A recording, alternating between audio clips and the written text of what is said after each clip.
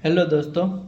आज का ये वीडियो जो हम बना रहे हैं वो आईपीओ रिलेटेड वीडियो है। मतलब जो भी क्लाइंट आईपीओ में इंटरेस्ट रख रहे हैं या फिर आईपीओ से कैसे पैसा बनेगा या फिर आईपीओ से कैसे एक अच्छा सा इनकम बन सकता है, उसके रिलेटेड हम ये वीडियो बना रहे हैं।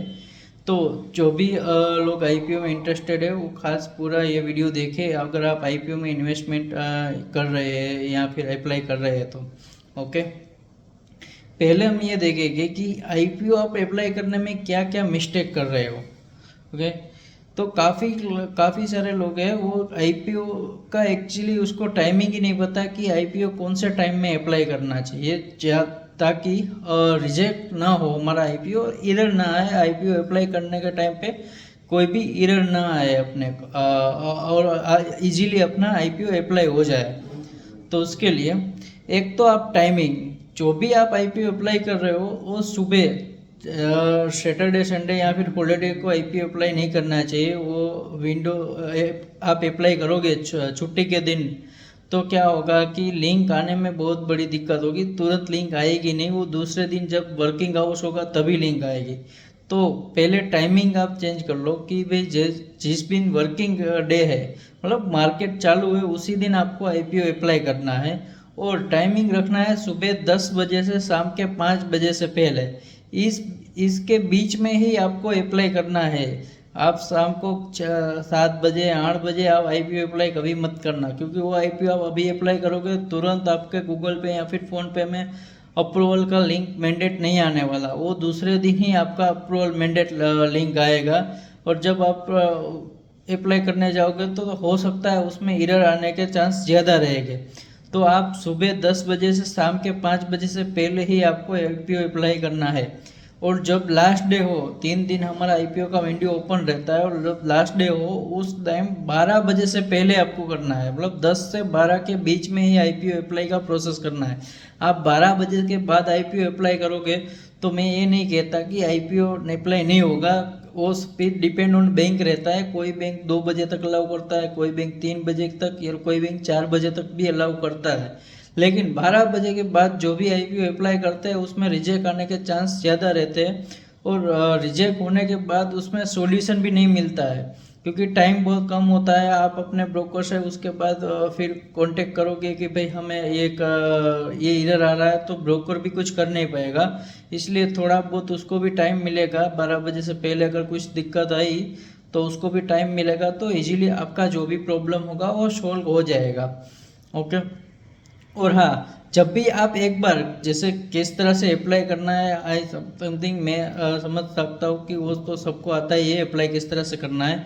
बस जो मिस्टेक है वही मैं अभी आपको कवर कर रहा हूँ इस वीडियो में, कि जो जो मिस्टेक है वो कॉमन मिस्टेक है, वो आप चेंज कर लो। और हाँ, जो भी आप एक बार लिंक डाल देते हो, मतलब आपने यहाँ से एप्लीकेशन में से लिंक प्रेस कर दिया आईपीओ अप्लाई करने का, फिर काफ़ी का टाइम ऐसा होता है कि तुरंत गूगल पे या फ़ोन पे में लिंक नहीं आता है अप्रूवल का। थोड़ा बहुत कभी भी टाइम भी लग सकता है, जैसे 1-2 घंटा टाइम लग सकता है, तो वो कॉमन चीज़ है। तो आप ऐसा मत करना कि भाई अभी अप्लाई किया, 5-10 मिनट वेट किया, लिंक नहीं आया, वापस आपने कैंसिल कर दिया, और फिर आप वापस लिंक अप्लाई करने के लिए जाओगे तो फिर उसमें भी एरर आने के चांस बहुत ज़्यादा रहते हैं। तो ऐसा मत करो। एक बार आपने अप्लाई कर दिया फिर वेट करो, 1-2 घंटा वेट करो, लिंक आ ही जाएगा। अगर लिंक नहीं आता है तो आप एक बार अपने ब्रोकर से कांटेक्ट कर लो कि भाई ये लिंक अभी तक नहीं आया है, तो वहाँ से आपको अच्छा सॉल्यूशन मिल जाएगा। एक ये चीज़ है, कॉमन मिस्टेक है। दूसरा, सम क्लाइंट ऐसा सोचते हैं कि जैसे कि एंजल में अकाउंट है, उसका 2-3 जगह पे अकाउंट होता है, एक एंजल में होता है, ज़ीरोधा में होता है, ग्रो में होता है। तो आप ऐसा भी करते हो कि ज़ीरोधा में भी आईपीओ अप्लाई करते हो, एंजल में भी करते हो और ग्रो में भी करते हो। तो ये कॉमन मिस्टेक मत करो, क्योंकि एक फंड को एक ही जगह पे आपको अप्लाई करना है। अगर आपने एंजल में भी किया और ज़ीरोधा में भी किया तो दोनों जगह आपका आईपीओ कैंसिल हो जाएगा, वो आपको अलॉटमेंट मिलेगा ही नहीं। तो प्लीज़, जो आप या तो ज़ीरोधा में करो या ग्रो में करो, कोई भी एक जगह पे आपका डीमेट अकाउंट है वहीं पर आप अप्लाई करो। आप ऐसा मत सोचो कि मैंने तो 2 जगह किया है तो दोनों जगह अपना एप्लीकेशन हो गया है, अलॉटमेंट होगा तो दो दो अलॉटमेंट होगा, ऐसा नहीं है। अगर आपको ज़्यादा आईपीओ अप्लाई करना है तो एक ही डीमेट में आप एप्लीकेशन बढ़ा सकते हो, या फिर अपने फैमिली में जितने भी अकाउंट है वो सारे ओपन कर लो, ज़्यादा अकाउंट ओपन करो, क्योंकि इसमें क्या होगा कि एक पैन कार्ड नंबर पे एक ही एप्लीकेशन वैलिड माना जाएगा आपका। ओके, तो ये मिस्टेक भी सभी क्लाइंट करते हैं, तो ये मिस्टेक आप कॉमन मिस्टेक है, इसको भी आप मत करो। ओके, और शेयर होल्डर में भी सेम है, रिकॉर्ड डेट से पहले अगर आपके पास शेयर लिए हुए हैं तो ही आप शेयर होल्डर में अप्लाई करो, अदरवाइज शेयर होल्डर में अप्लाई मत करो, क्योंकि वो आपका वैलिड होगा नहीं। अभी के लिए आपको दिखाएगा कि अप्लाई हो गया है, वापस वो फिर आगे जाके रिजेक्ट ही होने वाला है वो। ओके, अब दूसरा कि कौन सा आईपीओ भरना चाहिए। अगर आपके पास कम कैपिटल है, जैसे कि 2 लाख से ज़्यादा कम कैपिटल है, तो प्लीज़ आप जो भी आईपीओ अप्लाई करो वो चाहे आप 1 लोड करो, 2 लोड करो, 5 लोड करो, अगर सब्सक्रिप्शन ज़्यादा नहीं हुआ है, मतलब वन टाइम ही आईपीओ अप्लाई हुआ है, तो आपके चांस है कि आपने अगर 5 लोड से अप्लाई किया तो 5 लोड आपको मिल सकते हैं। अदरवाइज ज़्यादातर चांस में यही होता है कि भाई एक ही लोट आपको मिलेगा, दूसरे लोट में आपको अलॉटमेंट नहीं मिलेगा। ऐसा भी हो सकता है, और ऐसा भी हो सकता है कि 10 लोट से आपने अप्लाई किया है तो 1 लोट मिल सकता है, 2 लोट मिल सकता है, 3 लोट भी मिल सकता है, ऐसा भी होने के चांस है, लेकिन वो बहुत कम चांस होता है। अगर आपके पास 2 लाख से ज़्यादा कैपिटल है आपके पास, राइट, तो आप HNI कैटेगरी में अप्लाई कर सकते हो। अगर आप 14 लोट से अप्लाई करते हो जो 2 लाख से ज़्यादा हो जाता है, तो HNI कैटेगरी में आपका अलॉटमेंट माना जाएगा, और उसमें अगर आपको अलॉटमेंट मिलेगा तो पूरे का पूरा एप्लीकेशन आपको अलॉटमेंट मिल जाएगा, मतलब 2 लाख का पूरा आपको अलॉटमेंट मिलेगा। उसमें ऐसा नहीं होगा कि एक लोट 2 लोट ही आपको अलॉट होगा तो पूरा अलॉट होगा, अदरवाइज कुछ भी अलॉटमेंट नहीं होगा। ओके, और एक होता है 10 लाख के ऊपर का एप्लीकेशन, मतलब बिग HNI उसको बोलते हैं।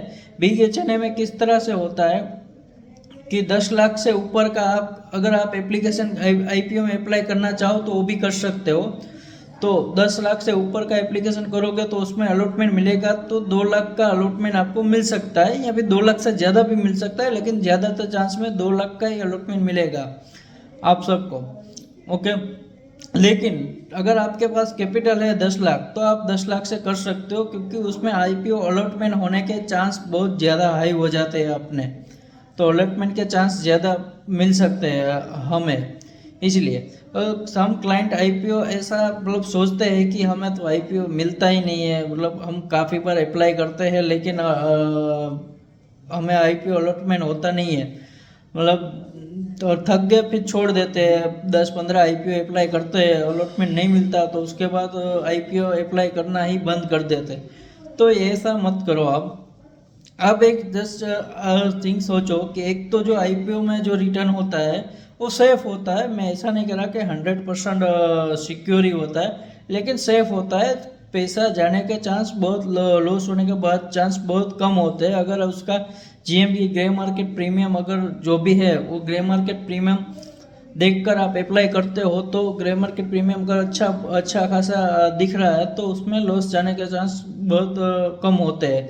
और ग्रे मार्केट प्रीमियम तो हम अपने ग्रुप में शेयर करते ही है कि किस आईपीओ का कैसा ग्रे मार्केट है, क्या अप्लाई करना चाहिए नहीं करना चाहिए। तो जो हम जिस आईपीओ में सजेशन करें उस आईपीओ में आप आराम से अप्लाई कर सकते हो। ओके, तो अगर आपके पास फंड पड़ा है या फिर आप एफडी भी कर रहे हो, राइट, तो उससे अच्छा ये है कि बेटर है कि आप आईपीओ अप्लाई करो। आप ऐसा नहीं कह रहा हूँ कि एफडी अगर आपके पास बैलेंस पड़ी रहती है, मिनिमम बैलेंस जो भी है बैंक अकाउंट में, काफ़ी लोगों को बैंक अकाउंट में बैलेंस ऐसे ही पड़ा रहता है, तो आप बैंक में लिंकेड एफडी करवा सकते हो। मतलब आपका एफडी भी एज इट इज रहेगा और आपका आईपीओ भी अप्लाई हो जाएगा, उसमें आपका एफडी का इंटरेस्ट भी मिलता रहेगा। अगर आईपीओ आपका अलॉटमेंट होगा तो ही आपका एफडी ब्रेक होगी, अदरवाइज आपकी एफडी भी ब्रेक नहीं होगी अगर आपको अलॉटमेंट नहीं मिलता है तो अगर अलॉटमेंट होगा तो जाहिर सी बात है, आप सबको भी पता है जितने का अलॉटमेंट होगा तो उतना आपको एफडी से एक ही आईपीओ में ज़्यादा रिटर्न मिलेगा। और हाँ, आप एक सिंपल लॉजिक है सीखो आप कि अगर आपके पास मान लो कि 15-20 हज़ार रुपीज़ भी ऐसे ही पड़े रहते हैं रिटेल क्लाइंट के लिए, राइट।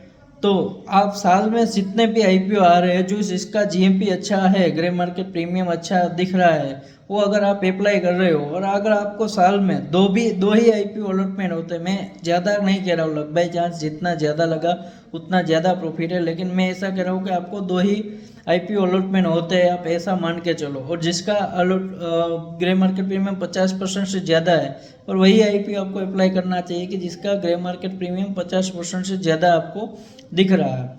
ओके, तो भी आपका पैसा 7,000 और 7,000 दो आईपीओ में आपको प्रॉफिट हुआ तो भी 15,000 आपका प्रॉफिट हो जाएगा एक सिंगल अकाउंट में।